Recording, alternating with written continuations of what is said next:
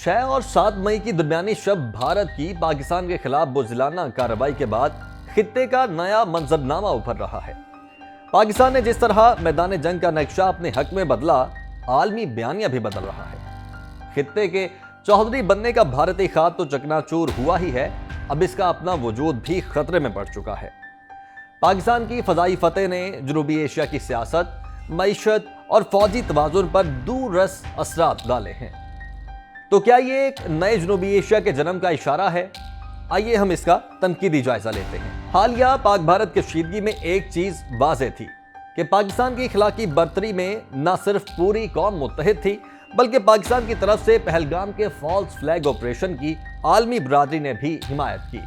दूसरी जानिब भारत अंदरून मुल्क और बैरूनी मीडिया के सामने सफाइयां पेश करता रहा। पाक फजाइया के शाहीनों की कामयाबी आलमी मीडिया के सफात पर छाई रही और दुनिया ने यह भी देखा कि पाकिस्तानी फजाइया तरबियत, नज़्म और जज्बे में भारत से कहीं आगे है। इस जंग ने यह भी वाज़ेह किया कि चीन अमेरिका का मुतबादिल बन सकता है। J-10C, PL-15 मिसाइल और जदीद रेडार सिस्टम्स ने पाकिस्तान को एक नए दिफाई मरहले में दाखिल कर दिया है।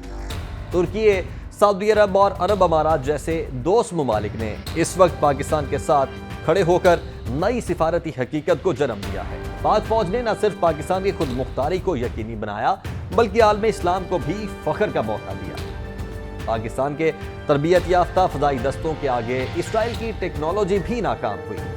मोदी हुकूमत के जारहाना रवैये ने न सिर्फ भारत के आलमी इमेज को नुकसान पहुंचाया, बल्कि जनूबी एशिया में उसके नाम नेहाद कायदाना किरदार पर भी मुस्तकिल सवालिया निशान लगा दिया है।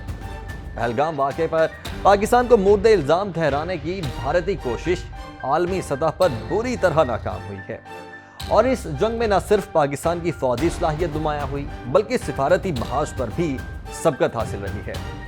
इसराइल के सिवा किसी और मुल्क ने भारत की खुली हिमायत नहीं की, तो क्या वो वक्त आन पहुंचा है कि जनूबी एशिया भी यूरोप की तरह तजरीबात से सीखे, क्योंकि अमन का बयानिया अब सिर्फ नारा नहीं, एक हकीकी जरूरत बन चुका है।